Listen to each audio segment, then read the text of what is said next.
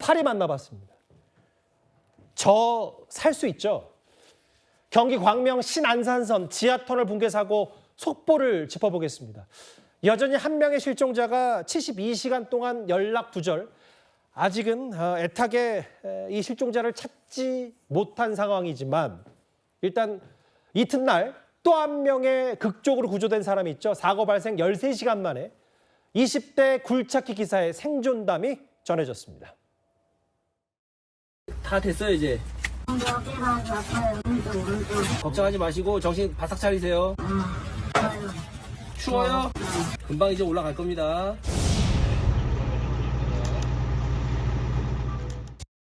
가장 그 첫 마디가 좀 뭐라고 말씀하시던가요? 고맙습니다. 와줘서 고맙습니다 그랬습니다. 그분이 이제 성함이랑 얘기를 하시고 내일 아침 6시까지 근무라고 하시더라고요 원래는. 그래서 정시 퇴근 시켜드린다고 제가 안전하게 구조해 드리겠다고 말씀드리고 하나씩 구조해 드렸습니다. 당국의 공식 발표 외에도 이 극적으로 생존이 된 구조된 굴착기 기사의 여러 얘기들이 오늘 뒤늦게 알려졌어요. 양 변호사님. 20대 굴착기 기사가 기계 수리 전에 물 마시려다가 지하 30m로 아래로 추락했는데 이 기사를 구조하는 과정에서 여러 가지 뭐 초콜릿 우유 혹은 계속해서 여자친구 얘기도 하고 이런 것들이 좀 전해졌습니다. 그렇습니다. 사건이 발생한 건 11일 오후 3시경이었습니다. 굴착기 기계를 수리하기 전에 목이 말라서 물을 마시러 가다가 갑자기 땅이 꺼지면서 아래로 추락하게 됐다라고 지금 전해지고 있는데요. 오후 10시경 정도에는 구조대원과 처음으로 육성으로 소통을 하게 됐습니다. 구조대원이 이제 침착을 해야 되는 상황이기 때문에 굉장히 침착함을 유지하면서 여자친구라든지 일상적인 대화, 몇 시에 출근했냐, 퇴근 예정 시간이 언제냐 이렇게 하면서 굉장히 좀 심리적인 안정을 유지하기 위해서 노력을 했다라고 하고요. 예. 6시간 뒤에 실질적으로 A 씨의 모습이 발견이 된 겁니다. 발견이 됐을 당시에 탈수 증세가 조금 보였다라고 해요. 그러다 보니까 초코 우유라든지 초코바를 건네면서 조금만 버텨라라고 이렇게 힘을 주는 이야기를 계속했다라고 하고요. 결국에는 이렇게 추락을 한 지 13시간여 정도 지난 12일 오전 4시 27분에 지상으로 구조를 할 수가 있었는데요. 굉장히 다행인 것이 예. 본인도 처음에 이제 구조대원과 이야기를 하면서 저 살 수 있을까요? 제발 좀 살려주세요라는 이야기를 했다라고 합니다. 이미 보였지만, 그러니까 육안으로 확인할 수 있었지만 자칫 잘못하면 이 구조물들이 더 이렇게 떨어지게 되면서 이 A 씨의 머리라든지 몸을 덮칠 가능성이 있다 보니까 정말 호미를 사용해서 하나하나 이렇게 구조물을 걷어내면서 어렵게 작업을 한 것으로 보입니다. 과거 구자영 변호사님, 저희 봉화 그 광산 매몰 사고 때 벌써 이게 3년 전이네요.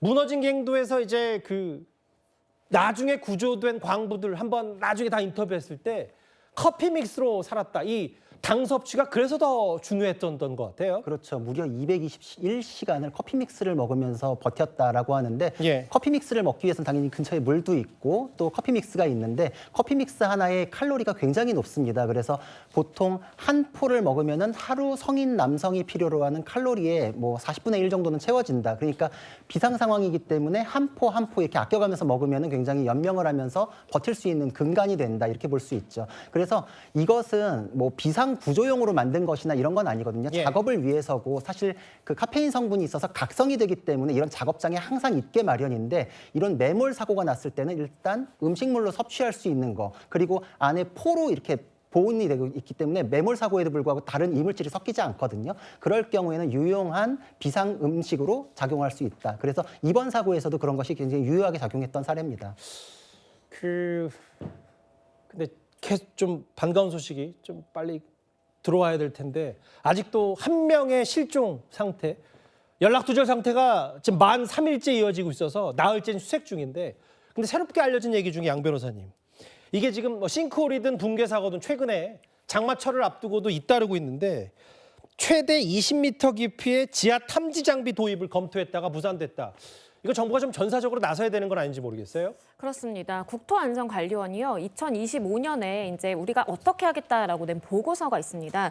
여기에는 장심도 장비를 우리가 좀 도입을 해보겠다라는 내용이 담겼어요. 장심도 장비라는 것은 투과 범위가 기존에 확보하고 있는 장비는 2m까지 가능한데 이게 20m까지 투과가 가능하거든요. 그래서 우리가 2m를 측정을 해서는 발견할 수 없는 깊은 싱크홀의 경우에 이 장심도 장비를 사용해야 된다라는 이야기를 담아서 이렇게 계획을 발표했었는데요. 안타깝게도 이러한 계획은 무산이 됐습니다. 일단 국토안전관리원의 이야기는요, 이게 성능이 아직 검증이 안 됐고 기술적으로 검토해야 되는 부분이 남아있기 때문에 이러한 계획은 추진이 무산이 됐다라고 밝히고 있는 상황인데요. 그러다 보니까 사실 이 명일동에서 발생했던 싱크홀도 이미 싱크홀이 발생하기 3개월 전에 다 이 지표 투과 레이더 장비를 사용해서 확인을 했지만 싱크홀이 대규모로 발생했던 것이거든요. 그렇기 때문에 이러한 위험성을 차단할 수 있는 기회가 우리가 사실 사라진 것 아니냐라는 안타까운 목소리도 나오고 있는 상황입니다. 저 살 수 있죠 라고 하면서 13시간 만에 극적으로 구조된 새롭게 알려진 그의 생존담 얘기까지 파리로 하나하나 짚어봤습니다. 지금 현재 온라인에서 뜨겁게 이슈가 되고 있는 얘기 핵심 내용 잠깐 짚어봤습니다.